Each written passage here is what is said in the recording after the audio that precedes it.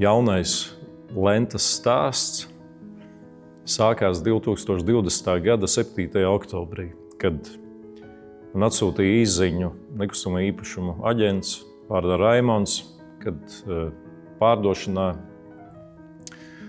ir objekts fabrika Lenta. Es apskatījos lokāciju, sapratu, ka tas ir pretī Torena namiem. Torena namos dzīvo draugs vārdā Mareks. Uzzvanīju viņam, pajautāju, ko viņš domā par to, jo no viņa logiem var redzēt to fabriku. Viņš pateica, ka tā vieta ir ļoti zaļa, ļoti klusa. Viss ir tuvu. Līdz Vecrīgai ir tuvu, līdz lidostai ir tuvu. Tā kā tu atrastos laukos, bet te pašā laikā tu esi Rīgas centrā. Man palika interesanti, un es aizbraucu apskatīties. Tā platība ir 2 hektāri, 16,000 kvadrātmetri būves un arhitektūra. Māla ķieģeļi. Redzams, ka vairāk nekā 100 gadi vecas mājas, tiešām interesants objekts. Par cik tas objekts bija pietiekoši liels, es sapratu, ka ir jāpiesaista partneri. Partneri ir no Šveices un uzzvanīju, izstāstīju situāciju, ka tiešām interesants, perspektīvs manā skatījumā. Mēs varētu attīstīt viņu. Un pateica, jā, skatāmies. Sākumā bija tāds izpētes process, saprast, kas ar gruntsūdeņiem, kas ar pamatiem, kas ar dokumentiem. Viss izrādījās ļoti labi. Tā vieta ir pašā kalna galā, atrodas Torņa kalna augstākā vieta. Pamati kārtībā, ne visām ēkām, bet pārsvarā. Un uzzinājām, ka ir arī konkurence. Somijas pilsonis, kam interesē tas objekts. Un tagad, kad ir pagājuši 5 gadi, mēs saprotam, ka tai rūpnīcai varētu būt arī cits liktenis, ja mēs viņu nebūtu nopirkuši. Jo startā mēs zinājām, ka tas Somijas pilsonis gatavs kaut kādu apjomu jaukt nost, un tas būtu traģiski. Lai saprastu, cik vērtīgas ir tās ēkas, vai ir kultūras pieminekļi. Mēs griezāmies pie Ilzas Mekšas arhitektes, lai viņa uztaisa arhitektonisku māksliniecisko izpēti. Ilzas izpētes darbs bija vairāk nekā 100 lapušu liels un tiešām interesants. Fabriks Lenta kvartāls Jelgavas ielā 68 ir, kā jau rūpnieciska teritorija, sācis attīstīties sākot ar 19. gadsimta vidu, kad vispār Rīgā attīstījās ļoti strauji dažādas ražotnes. Un tieši šajā apkaimē, Jelgavas ielas apkaimē un Torņa kalna daļā, bija izplatītas ražotnes, kas saistītas ar tekstilu rūpniecību. Un 1876. gada Rīgas plānā šajā vietā ir iezīmēta Ludviga kokvilnas fabrika, kas iezīmē konkrētās teritorijas attīstību. Tālāk arhīvos pētot, atklājām ļoti intensīvu teritoriju sabūvi, kas ir norisinājusies vairākos posmos. Pirmais posms 19. gadsimta beigas, sākot ar 1898. gadu līdz 1911. gadu, kad attīstās šīs teritorijas galvenā nozīmīgākā ķieģeļu ēka. Pēc tam tā tiek papildināta un pārbūvēta jau Latvijas pirmās neatkarības laikā ap 30. gadiem un saglabā savu funkciju arī padomju laikos tieši kā šī tekstila ražotne 50. un 60. gados. Un kas interesanti, tieši no šī laika fabrikā bija saglabājušas dažādas ražošanas iekārtas. Ļoti svarīgi ir uzsvērt, ka pie fabrikas ir darbojušies Rīgas un Latvijas arhitektūras vēsturē nozīmīgi arhitektūras meistari, tādi kā Kārlis Johans Felsko, kas ir savā arhitekta praksē daudz strādājis pie ražošanas ēkām un īpaši izkopis tādu virtuozu ķieģeļu kompozīciju veidošanu savās ēkās. Tāpat ļoti nozīmīgs baltvācu izcelsmes arhitekts Vilhelms Bokslavs, kas ir strādājis pie šīs ēkas paplašinājumiem 30. gados. Un, kas ir interesanti, šajā teritorijā ir darbojies arī arhitektūras tehniķis Indriķis Devendrus, kurš vairāk ir zināms kā dzīvojamo ēku un privātmāju autors. Un šeit viņš ir projektējis tādu būtībā ļoti vietu iezīmējošu ēku pie pašas Jelgavas ielas.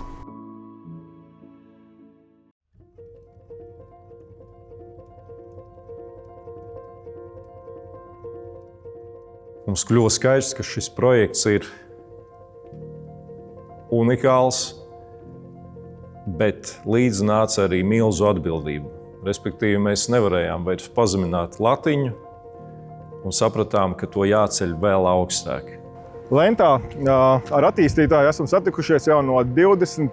gada pavasara kaut kur aprīlis, maijs.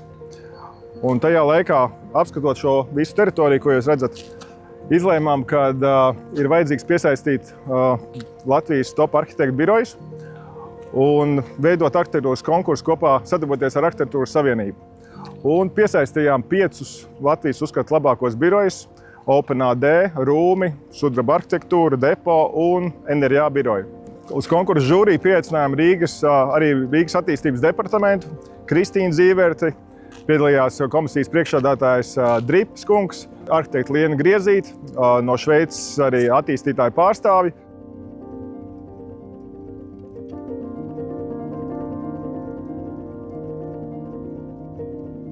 Un pirmo reizi uznākot uz šī jumta, kas ir pati augstākā vieta šajā teritorijā, viņi konstatēja vienkārši fenomenāls skats, kas pavarās apkārt šai teritorijai.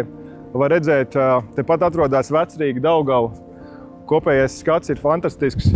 Āgenskalns, tuvējie tirdzniecības centri. Visi burtiski ir kā uz dēlnes šeit atrodas.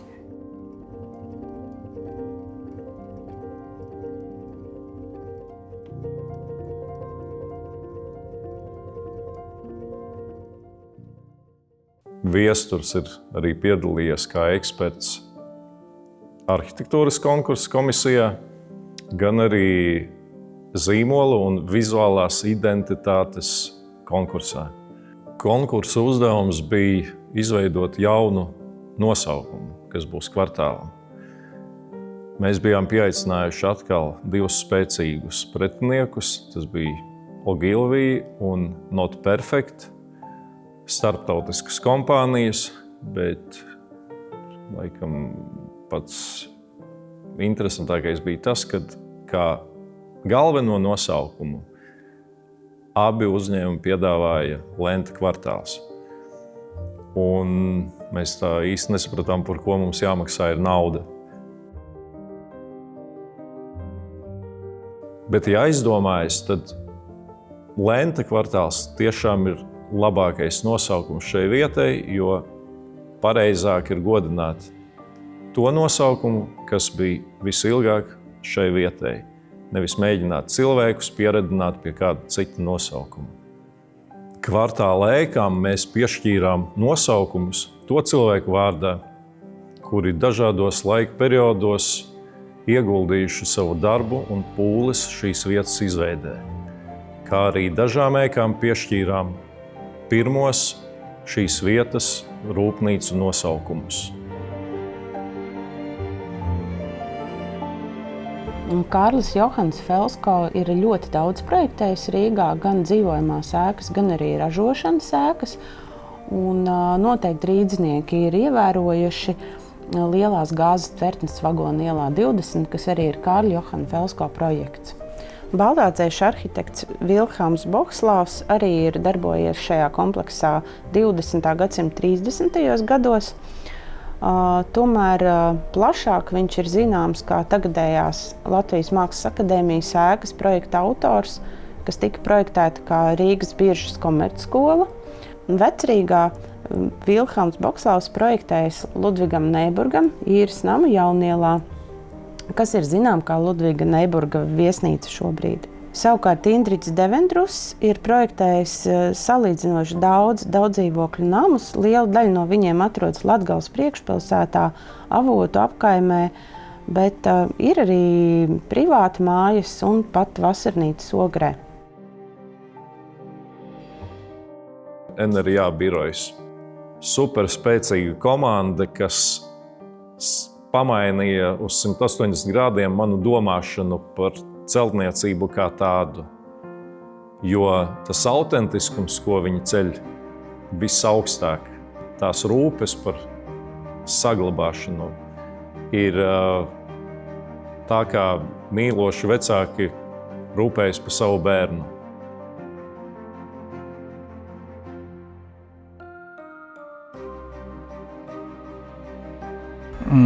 Saņemot uzaicinājumu piedalīties šī kvartāla pārbūves konkursā, mums nebija šaubu, ka mēs to gribam, jo pati vieta un pats kvartāls ir unikāls. Tas ir unikāls ar to, ka tā ir tāda ievērības cienīga, liela, nesadalīta teritorija pilsētas centrā, Torņakalna vēsturiskā teritorijā. Tā ir teritorija ar 10 vēsturiskām ēkām, kuras ir salīdzinoši labā tehniskā stāvoklī. Tā ir teritorija, kurai ir īpašnieki, kuri māk novērtēt vēstures vērtību un tās pēctecības nozīmību arī tajā jaunajā arhitektūrā.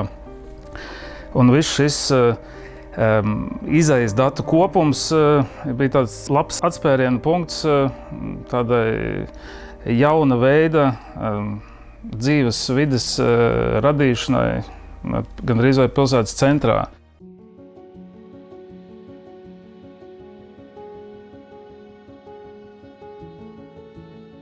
Un uzsākot darbu ar arhitektu biroju, mēs uzstādījām mērķi, ka ir jāizveido tāds kvartāls, kurš nav līdz šim bijis, lai viņš ir ārpus robežām, ārpus standartiem, lai viņš ir par emocijām. Jo vienkārši tās kastes, ko var iegādāties jebkur, viņas ir daudz. Es nesaku, ka tas ir slikti, bet šī vieta ir tik savādāka. Viņa ir ļoti emocionāla, un tieši to mēs gribējām izveidot, lai cilvēki nāk un bauda. Un infrastruktūru veidot tā, lai pilnīgi viss ir fokusēts uz to cilvēku, kas dzīvo šajā kvartālā.